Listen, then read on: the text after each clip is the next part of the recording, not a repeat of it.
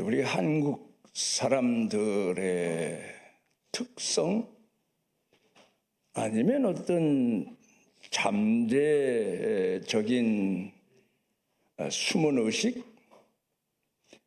이런 게 있는데, 여행을 할 경우 넓은 들판에 가거나 또 아니면 넓게 보이는 바다가 언덕 위에 서거나 또 산을 오르면 정상에 오를 경우, 여러분들 잘 아시는 대로 야호 하고 소리를 치는 습성이라고 할까요? 충분히 지금까지 살아오면서 쌓였던 삶의 스트레스가 해소되는 것 같은 기분을 본인도 느끼겠지만 옆에서 보는 사람들도 충분히 이해가 갈 만한 그런 습성, 특징이라고 할까요? 그런데 외국에 가서도 이 습성, 이 특징을 버리지 못해서 높은 산 정상에 오르거나 할 경우 소리를 치고 싶은데, 다른 사람들이, 외국 사람들이 비난하고 욕을 할까 봐 두리번거리다가 많은 경우도 참 많습니다. 그런가 하면 우리 성도들은 살아가는 생활 가운데서 열심히 살다가 보니까 나도 모르게 일만 하다 보니까, 일에 중독되다가 보니까 내 속이 답답하기 이를 때가 없습니다. 또 가정에서 신앙인으로 살아간다는 게 어디 그리 쉬운 일입니까?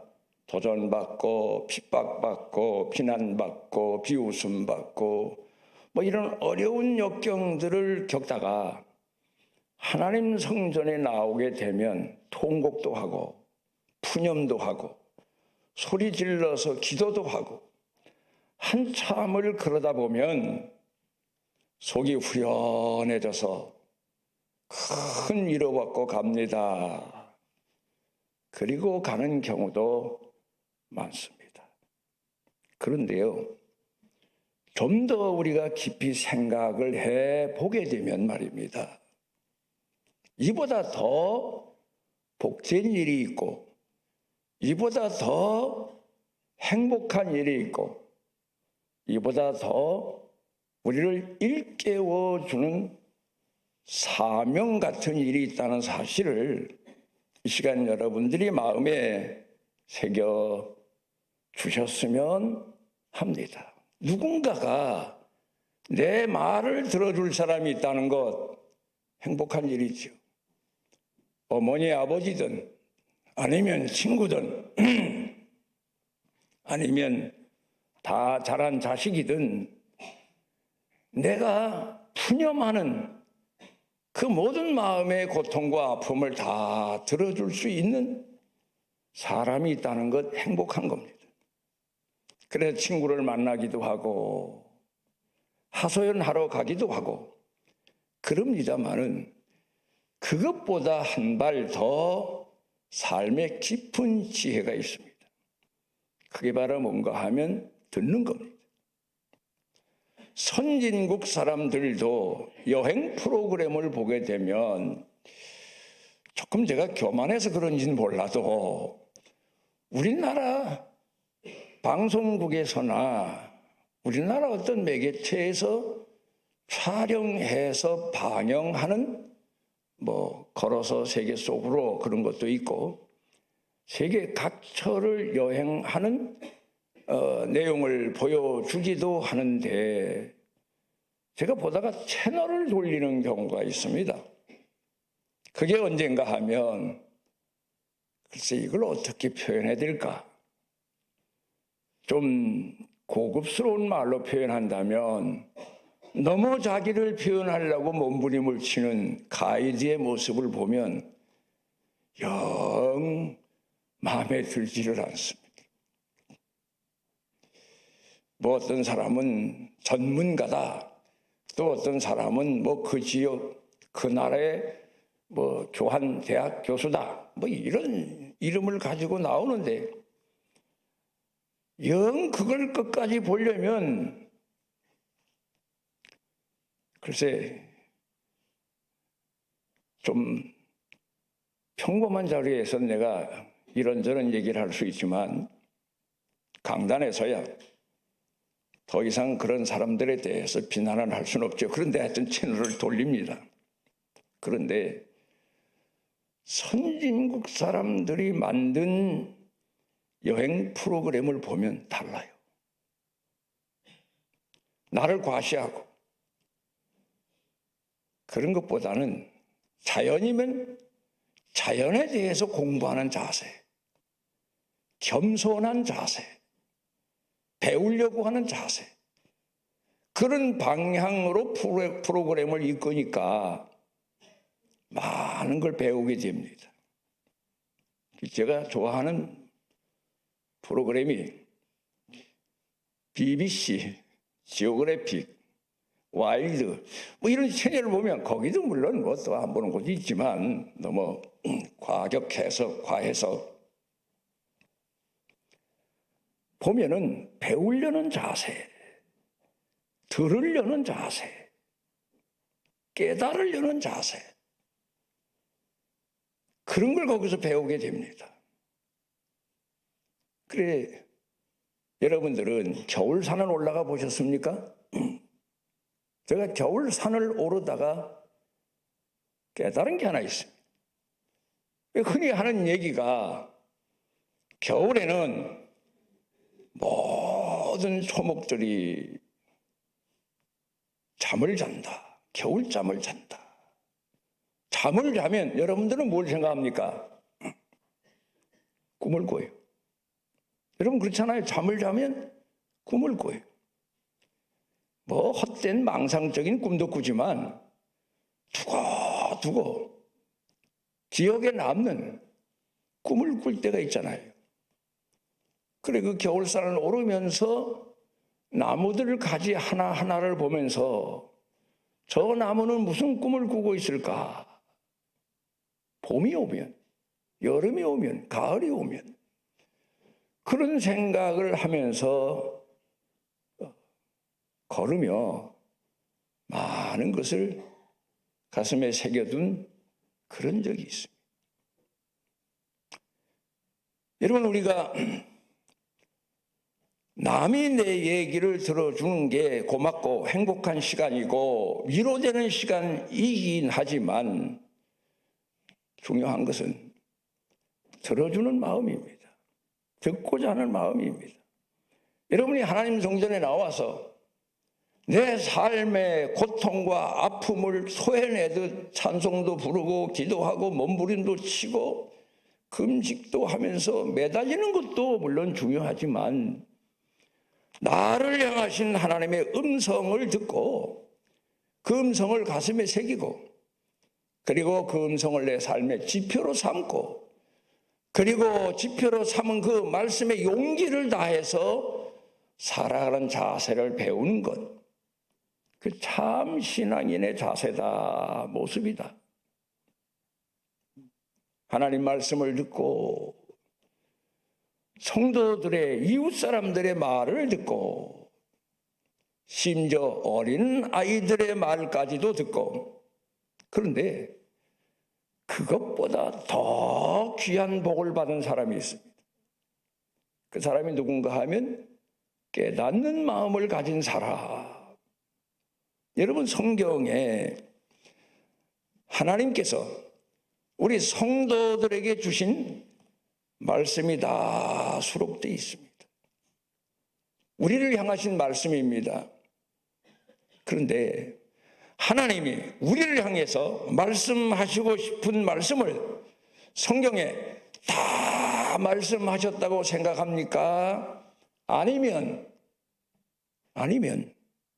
못다 하신 말씀이 있다고 생각해 보셨습니까? 여러분 그런 생각해 보셨습니까?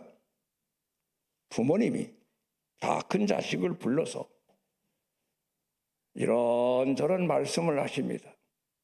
그러면 자식들이 그 말씀을 듣고 마음에 새기고 기억하고 그리고 돌아가는 것도 효도하는 것이지만 중요한 거 하나 빠진 게 있습니다. 그게 뭐겠습니까, 여러분? 못하신 말씀. 이런저런 말씀을 하십니다. 돌려서도 말씀하시고 때로는 직설적으로도 말씀하시지만 집에 와 가만히 생각해 보니까 우리 어머니 아버지가 나한테 말씀은 하셨지만 아하, 말씀하시고 싶으셨던 말씀은 못하셨구나. 이걸 깨닫는 게 자식입니다. 여러분 신앙생활을 어떻게 하십니까?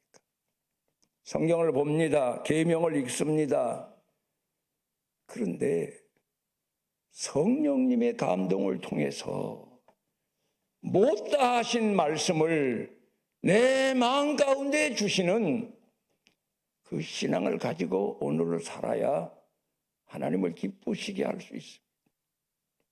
아이들을 불러다가 여러분들의 아이들에게 소원을 말해라 내가 들어주마 해도 아이들이 이런저런 소원을 말하고 가지만 그 아이들 중에 지혜로운 아이는 하고 싶은 얘기를 못하고 돌아서는 그런 아이들도 있더라고요. 그걸 헤아려주는 마음이 부모 마음입니다. 할아버지 할머니 마음입니다. 저 녀석이 뭘 얘기하고 싶은데 그걸 얘기를 못했구나. 깨닫고 알고 실천하면 1등 가는 부모일 겁니다. 왜 목축업을 하는 목자들은 음성만 들어도 배고픈 음성인지 아픈 음성인지 다 듣고 깨닫고 헤아린다고 하지 않습니까? 여러분 가족식 중에도 역시 마찬가지예요. 뭔가 얘기를 하는데 그 얘기만 들어가지고 건성으로 들어가지고 가족이니 부모 자식 간이니 형제니 그러면 남이나 다를 바 없죠. 말하지 아니한 말도 들을 줄 알아야 되고 감추고자 하는 뜻도 헤아릴 줄 알아야 되고 여러분 그런 신앙의 단계 오늘 성경 본문으로 돌아가서 보면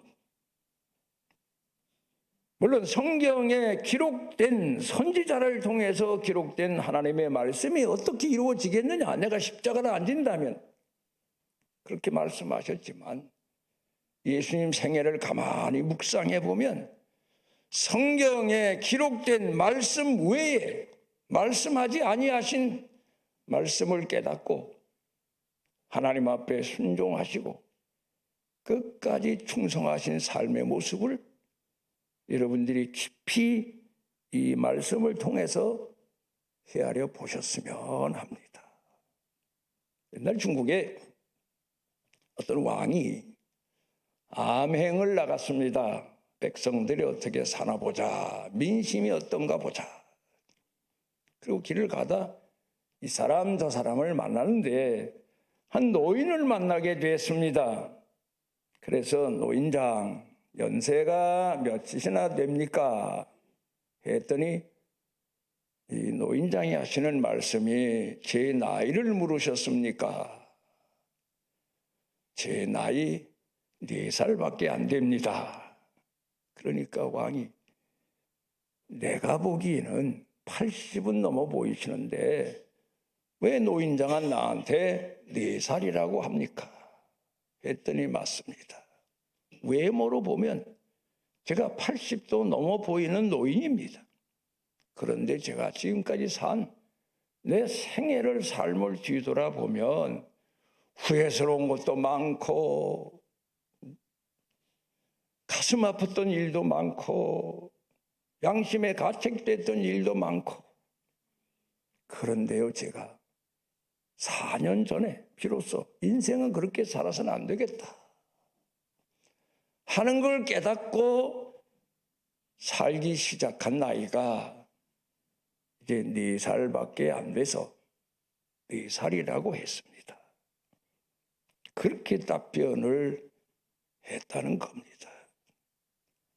여러분, 우리는 가끔 이런 안부를 묻죠. 연세 많은 분들이나 아니면 오래된 분들을 만나면, 뭐 요새 젊은 친구들은 만나면 세상이 다 모두가 간단해졌습니까? 그렇죠. 그래서 만나 잘 있었어? 뭐 그러고 악수하고 뭐 그러면 이제 그것으로서 이제 되는데, 조금 연세 많이 드신 분들, 제 나이 위아래로 사시는 분들은 만나면 안녕하십니까? 뭐 또 간의 제절이, 뭐 옛날에 편지 쓸 때 그랬잖아요. 뭐 간의 제절이 두루 평안하시온지, 뭐 사모님은 안녕하십니까? 아이들은 잘 있습니까? 뭐 이러면서 인사가 길어요. 그렇죠? 옛날에는, 그보다 더 옛날 어른들 말씀 들어보면 제일 먼저 만나면 안녕하십니까? 뭐예요? 진지 잡수셨습니까? 배고픈 때를 살았으니까.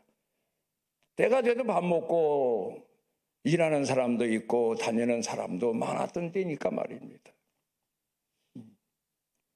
또 전쟁이 막 나고 막 세상이 혼란스러우니까 밤새 평안하셨습니까? 그게 또 인사였어요. 근데 그렇다손 치더라도 여러분들에게 설교자가 안부를 묻는다면 어떤 안부를 물을 것 같습니까, 여러분? 요사이 건강하십니까? 뭐 가정이 두루 평안하십니까?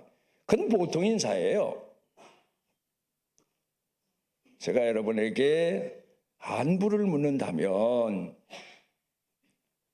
주일은 지키십니까? 그게 첫 번째 안부일 겁니다. 두 번째는 새벽 기도는 다니십니까? 예, 주일 지키지요. 새벽 기도 다니지요. 그러면 제 마음 가운데 건강하시구나. 건강하신 거예요. 영적으로, 신앙적으로 깨어있는 거예요. 그렇잖아요. 뭐 그 다음에 세 번째는 교회 봉사하시는 건 뭡니까? 그게 안부예요. 신앙 안부예요. 그걸 통해서 여러분의 신앙의 건강을 헤아릴 수 있으니까 봉사하십니까? 어느 부서에서 어떻게 봉사하십니까? 그게 신앙의 안부 인사일 겁니다, 여러분. 여러분은 지금 어느 연세를 살고 계십니까? 또 옛날 사람들로 말하면 중년에게 물으면 어느 춘추를 살고 계십니까? 또 젊은 아이들에게 어느 나이를 살고 있습니까? 아마 그런 질문일 겁니다. 제가 요 근간에, 근간뿐만 아니라 제가 이제 서산에 가서 있다 보니까 아무래도 뭐 교회에 대한 불만이 있어서 그런 건 아니에요. 저하고 같이 3, 40년을 신앙생활을 하셨으니까 아무래도 제가 더 익숙해서 그러신 줄로 제가 압니다. 그래, 본인의 이런저런 사정이 있으면 전화하시고 또 상담도 하시고, 어떤 분은 또 얘기를 하는 걸 들어보니까 제 음성도 듣고 싶어 하시고, 그래서 제가 어떻게 할까 하다가 이 핸드폰에 녹음 기능이 있더라고. 그래서 성경 시편 23편을 쭉 봉독을 해서 보내드리고, 또 찬송을 부르고 싶다는 분이 계시면 조금 전에 부르셨던 찬송, 그나마 제 나이 위아래로 사시는 분들은 제일 좋아하시는 찬송 중에 하나일 겁니다. 내 주를 가까이 하게 하며. 저는 지금도 새벽에 한 주간이면 그 찬송 2-3번은 부를 거예요. 다른 찬송도 물론 쭉 부르죠. 내 주의 보혈은 나 같은 죄인 나의 갈 길 다 가도록 이 세상 험하고 나의 영원하신 기업 아까 복지부에서 부른 찬송 부릅니다. 그건 녹음해가지고 보내드리면 은혜 받았다고. 제가 무슨 가수처럼 음성이 좋습니까? 뭐 꼭조 박자 이런 걸 다 알아서 합니까? 듣던 소리니까. 그러면서 이 연세 많은 분들의 오늘의 실정을 생각해 보면, 제가 나이가 들고 제가 가족과도 좀 떨어져 있고 교회와도 좀 떨어져 있고 하다 보니까 충분히 이해가 가죠. 헤아릴 수가 있죠. 그래서 복지에 대해서 생각해 봅니다. 그래서 뭐 이런저런 내용을 박 목사님하고 의논도 해보고 했는데, 진정한 복지가 뭐냐? 물론 우리 교회가 조금 여기 주보 보니까 초롱리 예배당 관리위원회 이제 그랬는데, 또 아까 기도하신 권사님은 우리 복지위원회 그랬는데 다 맞는 말이에요. 다른 교회는 수양관을 선택할 때에 뭐 천산중앙교회 수양관 그랬는데, 우리는 제일 처음에 시작한 저 가평현리에 있었던 곳도 복지원 그런 이름을 붙였습니다. 거긴 이유가 있습니다. 왜냐하면 멀리 내다보면 복지 문제는 내 문제고 성도들 문제다. 한국의 문제고, 그런 의미에서 복지원 뭐 거기 다 들어갑니다. 여러분, 이 교회라는 말을 다시 돌이켜 생각해 보면 복지원이에요. 왜? 아니 어느 복지원에서 잉태됐을 때부터 태어나서 세례받고 성장해서 다시 이제 입교하고 신앙생활, 결혼 그 외에 살다가 마지막 죽는 것까지 다 관리하고 돌아보고 함께 해주고 같이 울어주고 같이 웃어주는 그런 복지가 진짜 복지잖아요. 그래서 제가 용기가 적어서 이제 그런 것 같습니다만은, 복지 요양원을 해본다고 우리 서산 복지원에다가 건물을 지었는데 동네에서 반대해서 이거 안 되겠구나 해서 그냥 수양관 교육관으로 쓰고 마는데, 이제 생각해 보면 글쎄요, 요양원에 대해서는 저도 많이 고민하고 요양원을 하는 분들을 찾아가서 만나봤는데 날 보고 제발 하지 말라고 그러더라고요. 여러 가지 이유가 있다는 거예요.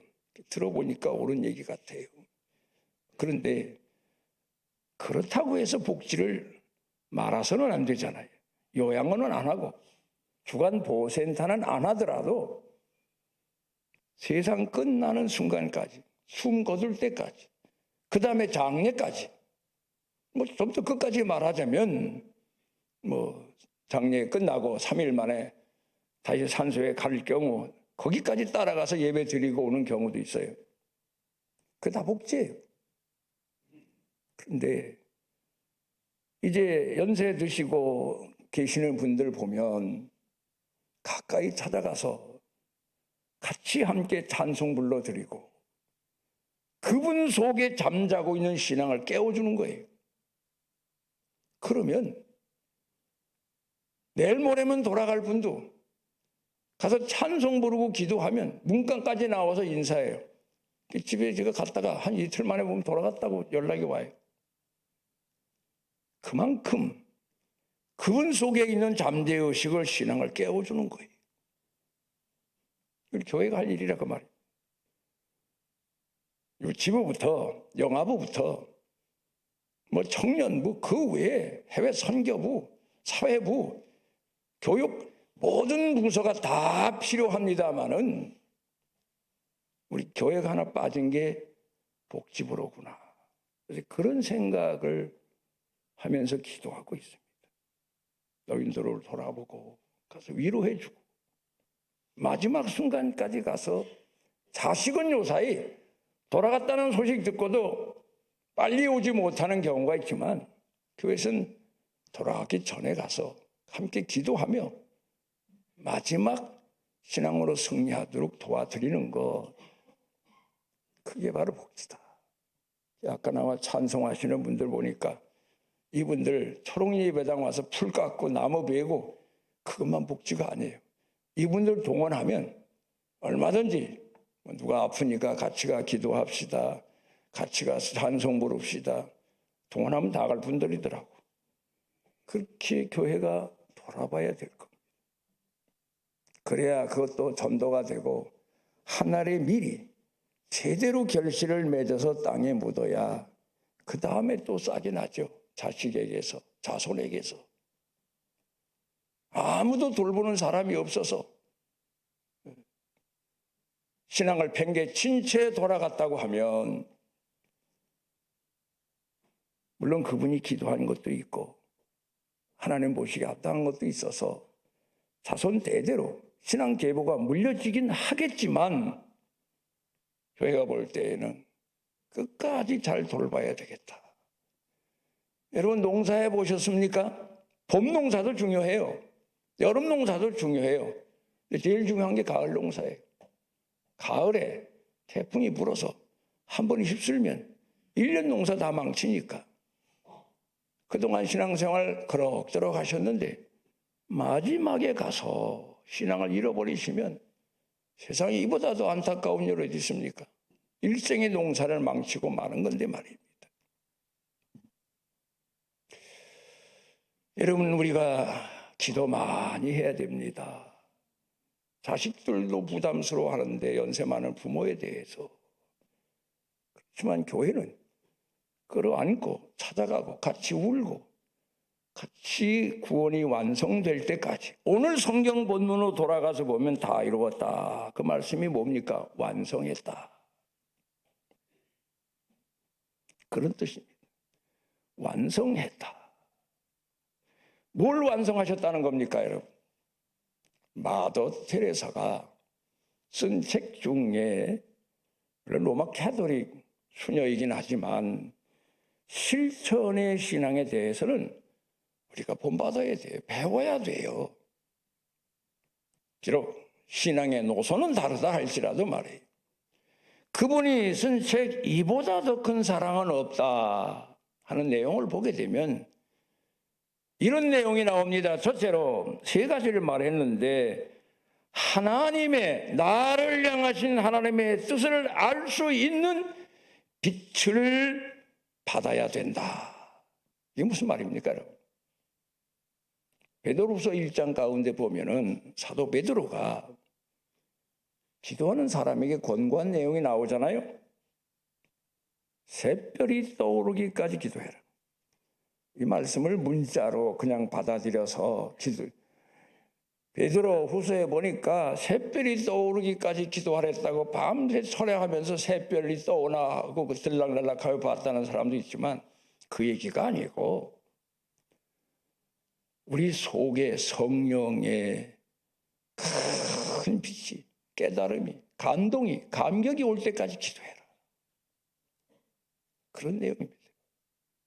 그 다음에 두 번째로는 이 빛을 내 삶에 그대로 받아들여라. 내 생각에, 내 마음에, 내 삶에. 그 다음에 세 번째로는 가장 중요한 게 믿음의 용기다. 용기가 필요해요. 젊었을 때에도 필요하지만 나이 들어서도 필요해요. 제가 어떤 날은 하루 일과를 마치고 여러분도 마찬가지예요. 일과 마치고는 짧든 길든 여러분 잠자리에 들면서 기도하지 않습니까? 기도 다 마치고 그리고 잠을 청하는데 잠은 오지 않고 내가 잊어버린 것, 내가 할 일을 못한 것,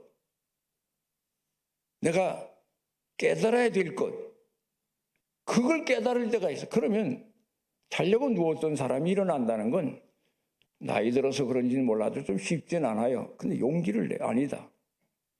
깨닫는 은혜를 주셨는데 하고 벌떡 일어나서 메모도 하고 벌떡 일어나서 이번에게 내가 전화한다고 잊어버렸구나. 전화도 하고 찬송 녹음해 보낸다고 하고 잊어버렸구나. 내 생각에 녹음도 해서 다시 보내고.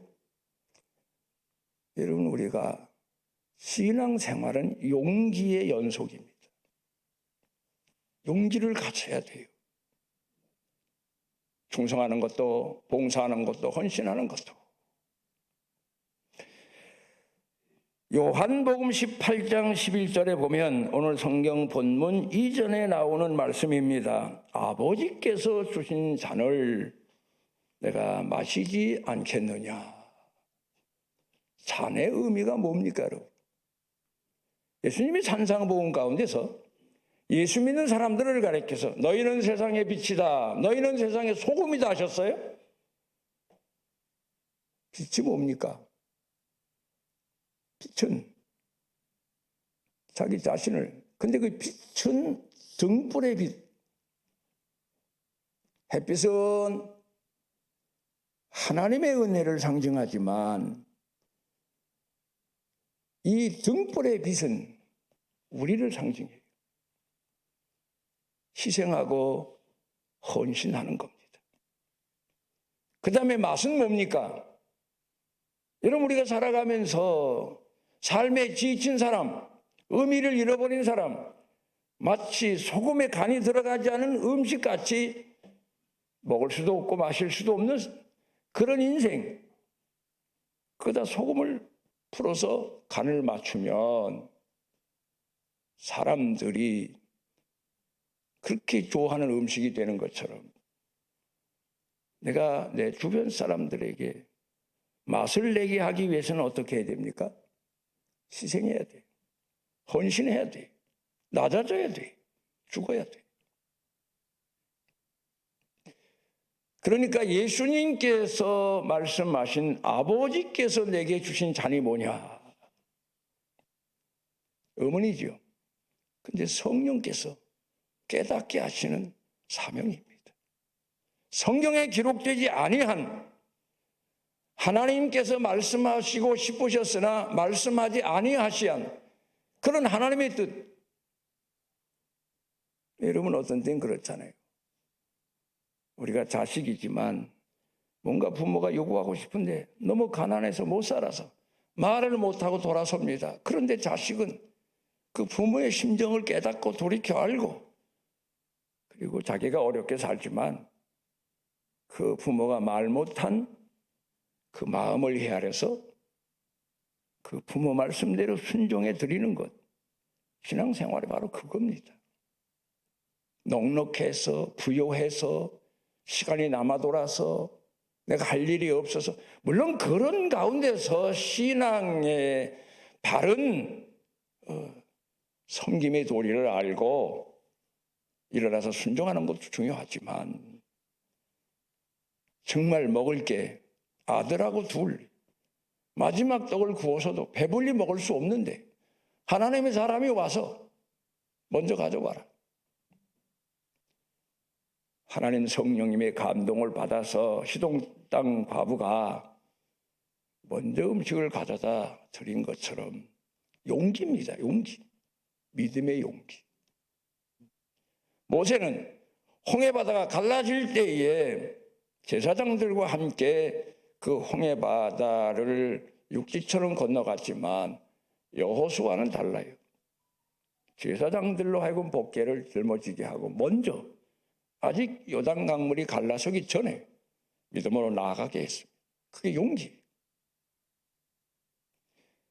여러분, 우리가 나보다 어려운 사람을 돕는 건 내 형편이 좋아서 돕는 거 아니에요. 용기예요. 용기의 헌신이. 그게 바로 종교개혁자들이 말한 나를 향하신 하나님의 뜻이에요. 이 시대를 향하신 하나님의 뜻이에요. 곤궁한 중에 있는 나를 향하신 하나님의 뜻이에요.